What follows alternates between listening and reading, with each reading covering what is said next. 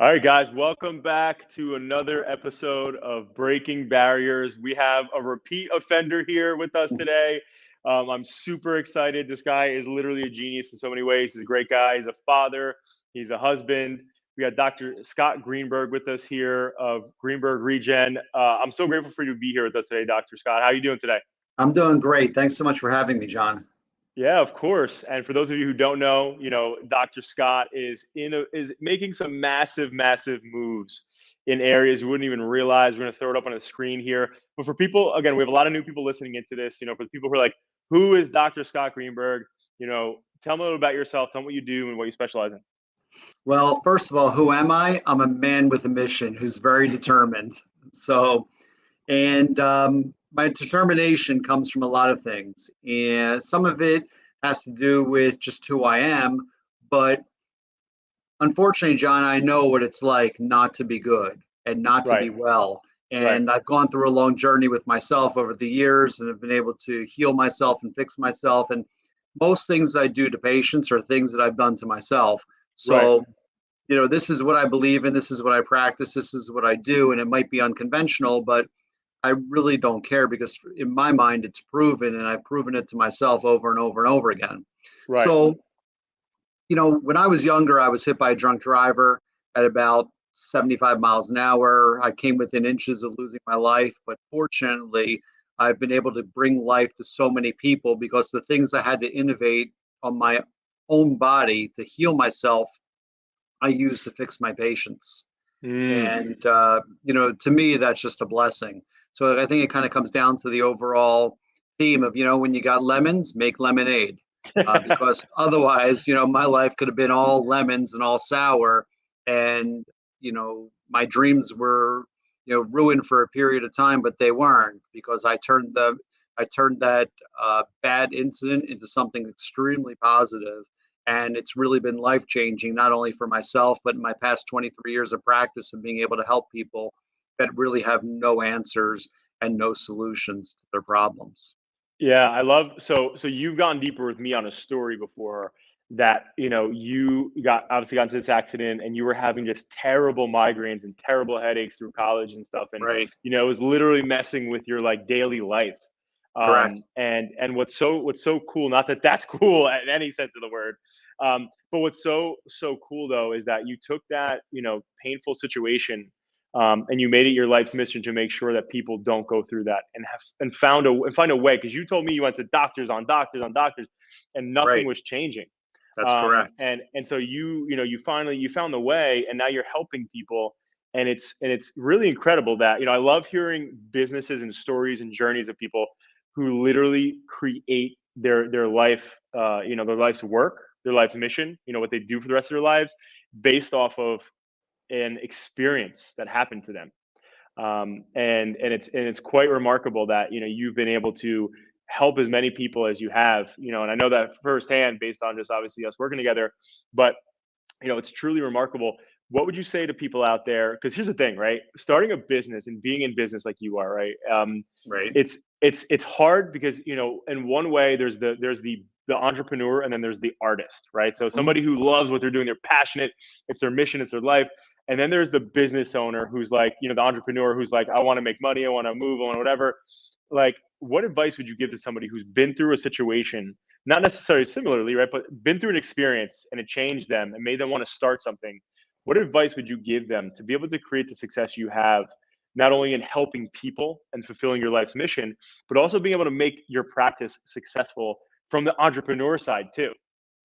Well, I think they kind of go hand in hand because I think if you treat people well and you treat them honestly and earnestly, and you tell them exactly what your thoughts are, and also tell them what you're going to do for them, I think they can really understand and buy into your vision. Right. So, if someone understands your vision and understands that you are able to do things that maybe they didn't think were possible, and you're only saying so because you have done those things before and you can stick by your word and you have gotten those results before and you continue to get those results for people. Well, I think that kind of starts with, the let's call it the product. whatever that Hmm. product is. For me, that product is making someone better. For you, that product is helping people know about their services. So whatever they are, we have to be able to be passionate about our product and what we provide. And then with that, I think comes the entrepreneurship. How am I going to get my word out to people? How am I going to, expand what I do outside of my own circles? Right. Um, Yeah. so I It's think not that easy. It's I not think that easy all to. comes together. Well, so when you're a genius like you are, right? And I do genuinely believe that. I think you're a very Come on. intelligent person. But when you make it seem so easy to do what you just said, and it's not easy for most people. Like, did you find yourself confident enough in yourself to be able to be that person right away? And if not, like, how did you build that in yourself? Like what did it take? What did you have to dig into to really, take that out to get to this point? Well, listen, when I was younger, my grandmother always told me how much she loved me and how great I was. So I guess I believed her the whole time. But, I don't know. I just have always had the drive within myself. And, my father, did not graduate, from a college or anything like that. He barely, Mhm. got out of high school. But he made himself into something by hard work. And I guess that's kind of what I've learned in the time that I've been a child, that you have to work hard in order to succeed and things aren't going to be handed to you. And, I've kind of never really doubted myself. But actually, the funny thing is, a few years ago, I asked my mom, and because I was down in Florida visiting her, I said, "What did you and Daddy think when I told you that I was going to do, this type of medicine?" And they said to me that they were really worried and they thought that I was going to fail and that I wouldn't be able to feed my family. And quite the contrary has happened.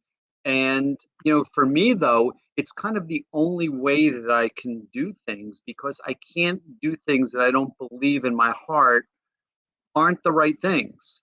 And if I Right. think that what I'm doing is the best of what I can provide and better than what's out there, then hell, I'm going to go for it and I'm going to do what's in my heart, because it's not going to steer me wrong. Right. uh, and I'm constantly reevaluating and thinking and trying to innovate and all those different things. So, I really just didn't doubt myself. And like anything else, you know, a line, to the top is not a straight road. And, there's a lot of different bumps and adversarial positions that happen and whatever, but you need to be determined in order to, move forward. And Mhm. the funny thing is, even my, colleagues when I was younger, they would think that what I was doing was absolutely crazy. But nowadays, you talk about PRP and stem cells and things like that, like they're household words. But when I started doing all this stuff, everyone thought I was off the wall. Like, how could you take someone's own, someone's own plasma and heal them with it? Like, that sounds stupid. Right. But it's not stupid. It's actually super elegant. And you need to have determination to put all the naysayers by their side. And in the end, the chips fall where they will.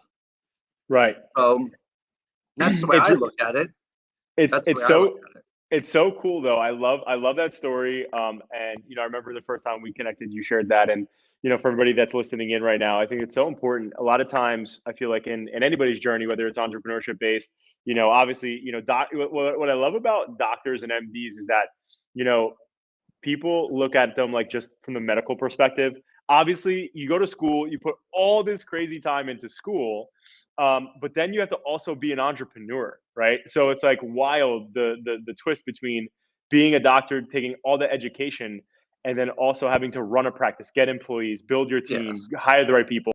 But And anyway, that's so what with you that, said, the team. You need a team approach. yeah, right, You need a team approach, because it really takes all kind of people to make the show run. Whether it's my nurses that help me, or my practice manager, the people who answer the phones, or my wife who runs everything in the background, and keeps the practice going. It takes a team to do what we need to do, not just one person. And I think that if you surround yourself by good, talented people, that helps you achieve your mission as well. right. Now, speaking of that, so that was one of the questions that we got in for you that I was excited to ask you. You brought it up though, so I got to jump in. So I work with my wife as well, right? Jacqueline and I, Jacqueline's the CFO of Adapting Social, and anything else that we're working on.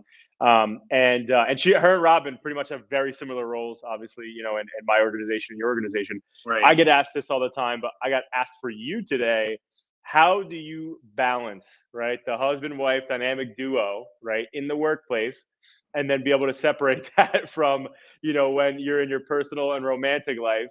Because a lot of times what we've seen statistically, right, obviously the divorce rate in America by itself is atrocious, but Right. putting together, when you put business in the middle of it, it's typically even higher. I think it's like 65 to 70%. Oops. I guess we made a bad mood, both of us. But listen, I think when you do it right, so that's why I wanted to ask you, what do you guys have some sort of like values or philosophy when it comes to like this, like where it's like how you guys flow well together?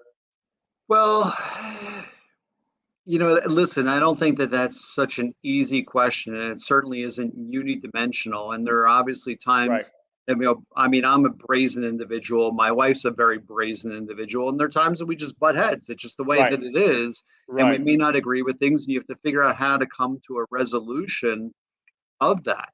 right. But that happens. On the other hand, you have to look at the benefits, and who more in the world could I trust than her? Hmm. Right. In addition to that, I believe that she's very talented in what she does, and she's very good at what she does, and is able to accomplish things that I think for me would be extremely frustrating.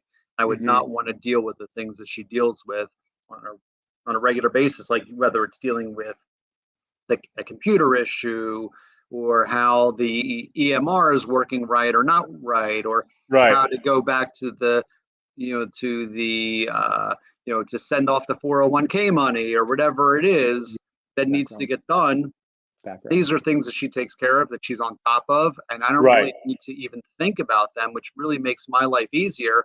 And in addition to that, John, it really gives her a purpose and involvement in what's happening in my life and in my business, which is her Brand. business also. So I think that that's really a nice thing from Yeah. that Quick chat. standpoint, to have that type of involvement. Hmm. And Right.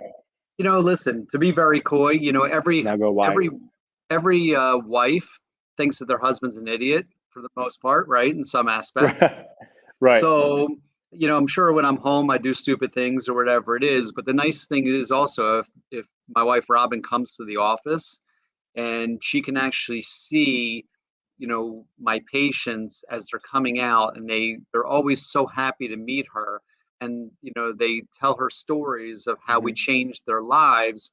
And I think with that, it really lets her understand my mission and what I'm doing and what I'm working so hard for on an everyday basis to achieve, Hmm. rather than just leaving the house, going out the door, entering some office, and coming home 8 to 10, 11 hours later. Right. But I think when she can see the product of what happens and how really important it is, and really helps her understand what my passion in life is, to help people. Yeah, that's really powerful, and I obviously I can relate with my situation, and I think I think a lot of times, because most of the questions that we got for this, we got like 5 to 10 questions about this specifically, like how to work with family, especially your husband and wife team is very tough, and I get asked that a lot with Jacqueline and and my dynamic, and Hmm. one of the things that I always say, me personally, you know is exactly what you said, which was, who could you trust more than your wife, right? Right? Right. With what you're doing. But also, we kind of pride ourselves now that we have our first child, and our son is, going to be 3 months old, but like we're working towards making sure that he understands how hard his parents work, and they work together, and having a partner in life, and a spouse in life, that you're able to do some big things like that in the business world, and then also obviously still have that like fun and romantic side. And that's one of the things with us is we've really gotten good at that, and not everybody can, right? Because there's a lot of ego attached to it, and I think with us that's what we Sure. removed, is as we said, listen, we're both in this together, right? So if we're having a bad day, just like you said, sometimes we have those days, right? And that's okay. It's okay to have Right. a bad day. I mean, Mhm. when you're pissed off, everybody's going to get pissed off at something, right? So, Right. And it's also you just have to learn how to resolve those problems like anything right, else. Just be able to right, talk through it. You have to be able to hear both sides and understand why someone's thinking something and right. be able to come to some type of conclusion and be able to move forward with that. Right. So I had the privilege of meeting your daughter in the last podcast that we had, and and one of the things that I think about now, right, and having my first child, and now becoming a parent and stuff, and obviously, you have a beautiful child and stuff. So for me, what what do you see, right? Like if somebody were to ask your daughter, right, like who is your dad, right? What is he like? What Right. would you what would you think she would say in terms of your character and who you are? Um, well, I know, I mean, listen, it's so funny you asked me this because I was looking at a card today written by my oldest daughter for my birthday last year. Right. And she wrote, Dad, I hope you always remain a kid at heart because I am. Oh. I always am a kid at heart. I love to play and have fun. And she certainly appreciates all of my hard work and dedication and everything else. And she knows that I want to give everything I can to my family. Right. And so I think that these are really important values that are passed on. And she's a very hard worker, probably because she sees what the two of us do. Right. So but yes, I mean, I think that she understands that I'm kind of the proverbial, work hard, play hard person. And I love to have fun in all different sports and activities and things like that. And even if she and I are in the car together and our favorite song from the Foo Fighters, Everlong, comes on, we're both turn up the volume and scream it as loud as possible because neither one of us can sing well. And it's about trying to enjoy life when you can and enjoy all those moments because they're wonderful. And that's, the memories that you make with your family. Yeah, that's So, amazing, man, and I love that. And honestly, I'm really looking forward to that.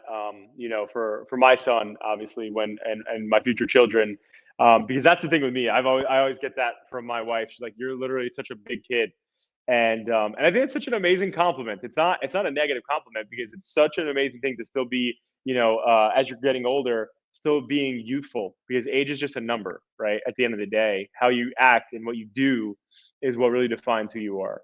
yes, to some extent, but getting back sort of like to the medical technology of things, Yeah. um, age does creep up on you and does make you feel older when you get older. And Right, right. I'm very fortunate that I actually have other technologies that basically let us reverse our biological age, which Wow. is amazing stuff. And I'll be in your office soon enough. yeah, but hey, listen, I'll tell you, even though I'm a kid and like to go hard and I love to surf and ski and snowboard and mountain bike and work out and do boot camp and everything else I love to do, Right. once I hit 50, John, like I started to change and I started to feel like I couldn't recover. I felt Mm, achy all the time. I was not sleeping well at all and really didn't feel myself. And right. this is sort of like the true effect of aging. Mm, And I'm very fortunate that uh, that there's a procedure that I had that we use on patients that actually truly reverses biological age. And if I'm going to do something to a patient, I'm doing it to myself first. right. And now I feel youthful again. And, to me, like that's the greatest gift I can give myself is staying young and healthy and able. Right. Yeah, that's amazing. And now is that so for people listening in, that's like, wow, I need to know what that is. Uh-huh. What does the procedure look like for something like that? So everyone's heard of stem cells by this point, and there's a specialized type of stem cell called a V cell, VSEL, which stands for very small embryonic-like cell. And Hmm. they're found in the body, but they're kind of in clusters, like a cluster of grapes.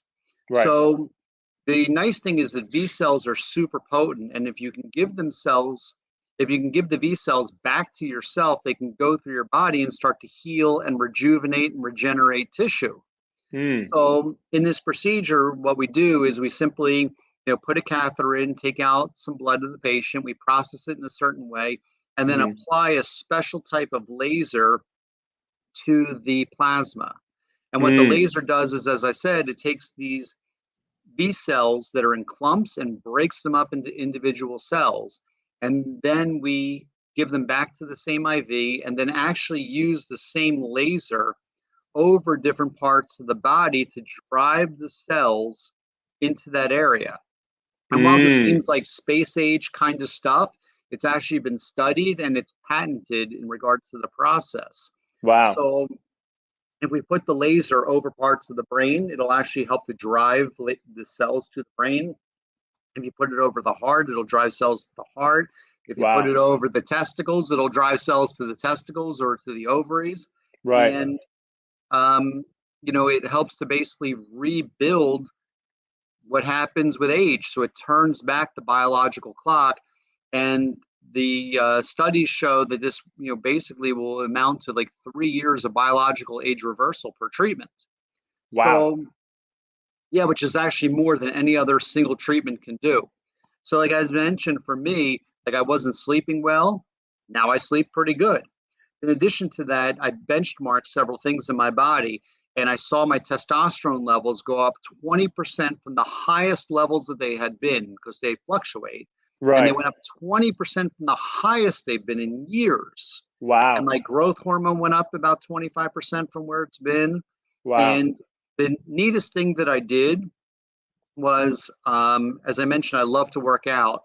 And Yeah. I had my trainer, he gave me 100-meter sprints on a machine called a ski erg and would see how fast that I could do it. Yep. And we checked a week before and 2 weeks before my treatment. And my times were anywhere from 22.9. The fastest I could get was 21.9, going as hard as I could. Right. 2 weeks after the treatment, I hit 18.7.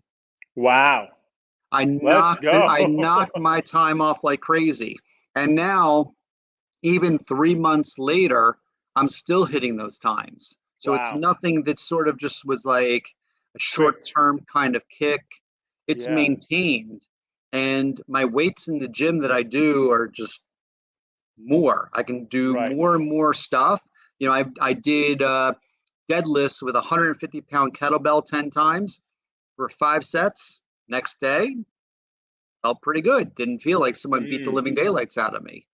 So, in addition to everything else I did with my workout.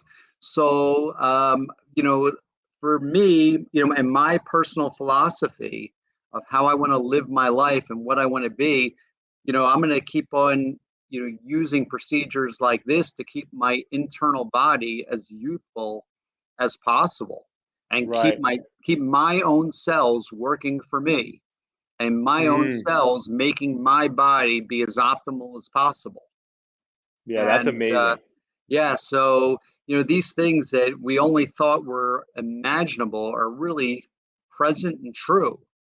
And it's the coolest thing in the world for me in order to be able to do this. And not only do we treat lots of patients with these types of procedures, but also, I get to tell them my own personal benefit.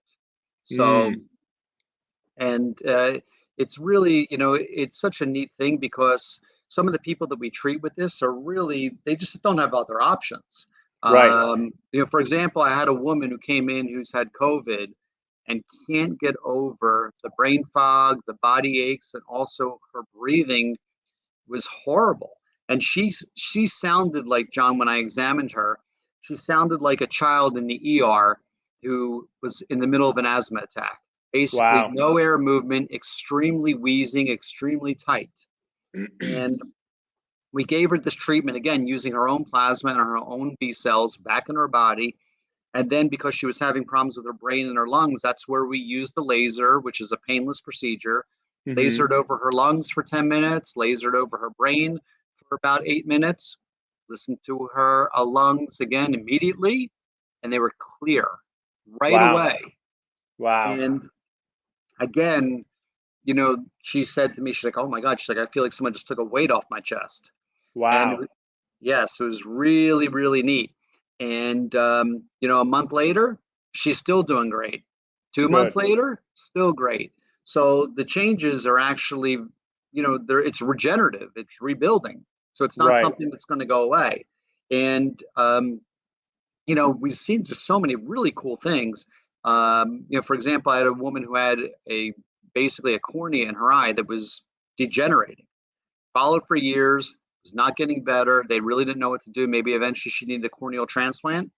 After one treatment, she's back at the ophthalmologist, and her cornea is healing for the first time in years. Wow. Amazing. So why? So why do you think? And I don't know if you could speak to this or not. If you can't, obviously no problem. But why is this something then that is so like looked at like it's like taboo? I mean, listen, a few things. Number one, in all fairness, we're at the forefront of medicine, Right. and it takes 20, 30, 40 years between before things are adapted. Things do not happen quickly in medicine at all. Right. And, there unfortunately is, a political and economic pressure that comes from pharmaceutical companies and insurance companies, either to not provide all the care or just do things that are pharmaceutically based.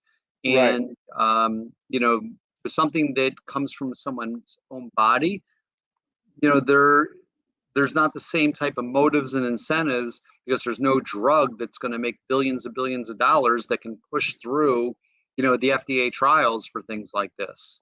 Right. So we're at the forefront of what No. we can do. And, we keep on working on, on doing things that are safe and effective. And, over time, we learn more and more and more about these things. And for me, it's a super exciting time in my life because it's so fun to innovate and be able to change people's lives in a way that you couldn't change it before Right. and make a massive difference in their life. Right. That's incredible. I think you know what it's funny how the so when you say what you said, it makes me think about the Apple commercial from like the '90s where it was like the Think Different campaign, where the ones who are crazy enough to think they could change the world are the ones that do. Right. And so what you're at the forefront doing, right, is kind of Yeah. and other doctors that are in your field. It's not looked at the same by obviously widespread things, but I love that obviously it's making massive impact and it's different, Yeah. and that's really cool. Yeah, but I mean, listen, I think doctors' attitudes have changed somewhat. Years ago, I think people would have been even more conservative. But in Right. the same technology that we use to reverse aging, there was actually a study showed that you could take people with heart failure and use the laser and the V cells on their heart, and you can Hmm. actually help to reverse heart failure.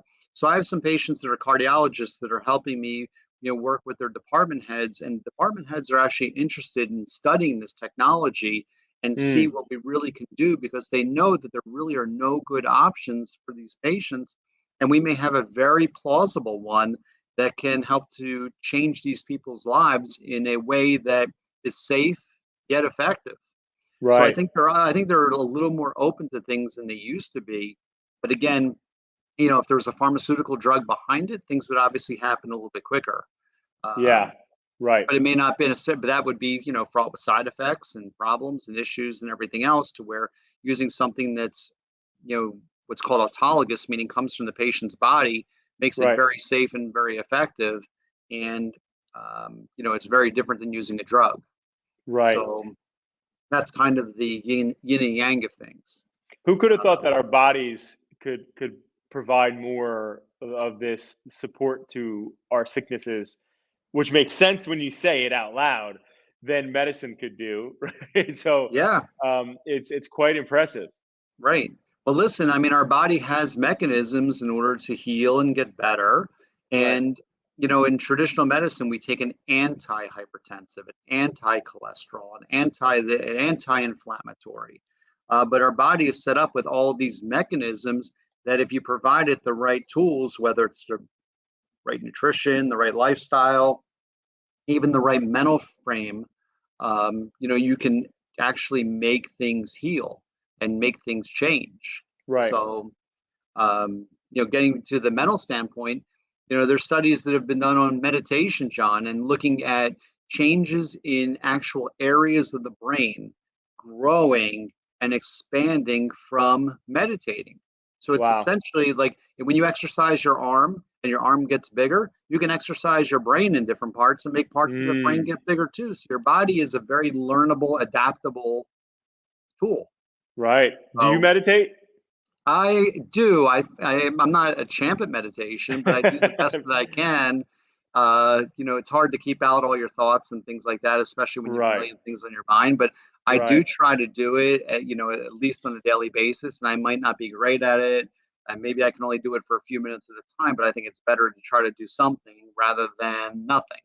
Yeah, yeah. I'm in the same boat as you because I try to do it. There's so much obviously going on, typically. So, it's hard to shut everything out completely. Right.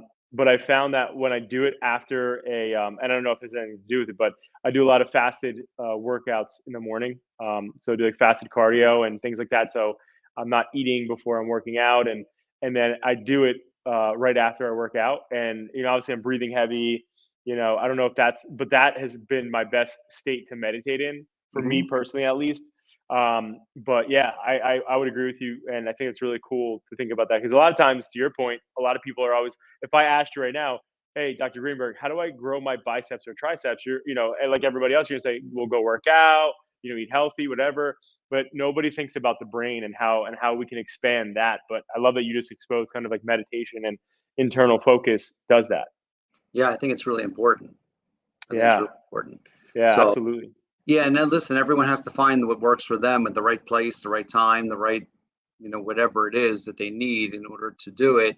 And like I said, I think doing even a little bit of it is better than not doing any at all and trying to incorporate in your life. And, they say it takes what, 10,000 hours to be expert at something. Well, Yep, we just got to yep, keep working and working and working and working and working at it and think about the long run rather than just the short term. totally. So Well, this has been insanely like what a wealth of knowledge you always are, Dr. thank Greenberg. you. I'm so grateful for your time. Where can people find you? This is where you plug yourself. We're going to throw your website on here right now. But where can people find you otherwise? Let's talk social. Let's talk everything else. So I know we have Instagram and Facebook and our website, greenbergregen.com. I also have, I do lecture to physicians and provide grand rounds, which I'm going to do another one next month, all on head injuries, presented at one of our local hospitals here. They can always contact us, call us, and you can log on to our website and see some of my old lectures and some of my old doctor presentations. And I think it's quite fascinating. It'll open your eyes to a lot of things. And, we always got to keep learning and growing. That's it. Student, you got to be a student of life, right? How to be a student of life. If you think you know everything, then you're going to get stuck and know nothing. Oh my So, gosh. Yeah, they actually say I can't remember if Kevin O'Leary or Mark Cuban said this, but once people typically get successful at something, they get this like in the opposite of imposter syndrome where they think they know everything and they actually become blinded and it actually winds up stunting their growth instead of being open and vulnerable and always wanting to learn and being open to education. So I love that obviously you're still in that mindset. And again, I think everyone's gonna be jumping on the whole I want to feel young again and re-age process. So I'm sure everybody give Dr. Greenberg a shout.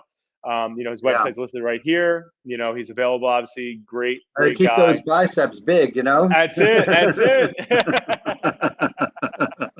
You are the man, Dr. Greenberg. We appreciate you. Everybody watching in, we appreciate you guys, and everybody out there. Create a great rest of your day. Go give Dr. Greenberg a follow. Check out his website. And Dr. G, we appreciate you. Thanks so much for having me. Absolutely. All All right, right. guys. Take care. Take care now. Okay. Bye-bye. So